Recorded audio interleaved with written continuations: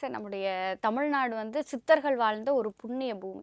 சித்தர்கள் வந்து எல்லா விஷயத்துக்குமே வந்து எளிய முறையில சூட்சமமான பல விஷயங்கள சொல்லியிருக்காங்க. அப்ப இந்த மது பழக்கத்திலிருந்தும், தீய பழக்கவழக்கங்கள்ல இருந்தும் ஒருத்தங்கள வெளியில கொண்டு வரணும் அப்படின்னு சொன்னா, அதுக்கு நம்முடைய சித்தர்கள் பரிந்துரைத்த ஏதாவது ஒரு எளிய பரிகாரங்கள் இருக்கா? நெறைய இருக்கு. நல்ல நல்ல கேள்வி கேட்டீங்க. கயிறு கட்டுறாங்க ஒரு இடத்துல. அந்த இடத்துல கயிறு கட்டினா சரியாயிடும். அங்க வந்து கண்ணுல ஒரு மருந்து வைக்கிறாங்க. ஆ அந்த மூலிகை இது குடுக்குறாங்க. சரியாயிடும்ன்னு. ஆனா அதுக்கப்புறம் இந்த மறுவாழ்வு மையம், போதை மாறுனோனே அது ஒரு வணிகமாவே நெறைய இடத்துல வந்தது. எல்லாத்துக்கும் ஒரே விஷயம் தான் நான் சொல்லுவேன். அந்த குடி நோயாளி அது குடி நோய் அது. அது கரெக்ட்டா ஒரு டைம் வந்து அந்த நரம்பு இருக்கும் இந்த இடத்துல. அந்த புக்ஸ படிச்சவங்களுக்கு தெரியும் அது. ஆங்கிலத்தில இருக்கும். அத கொஞ்சம் நம்ம படிக்கணும். 1 வாட்டி 2 வாட்டி படிச்சோன்னா நாலேட்ஜ் வந்துரும்.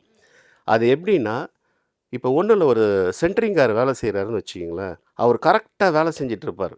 5:30க்கு 5:00லாம் கை கழுவுவார்.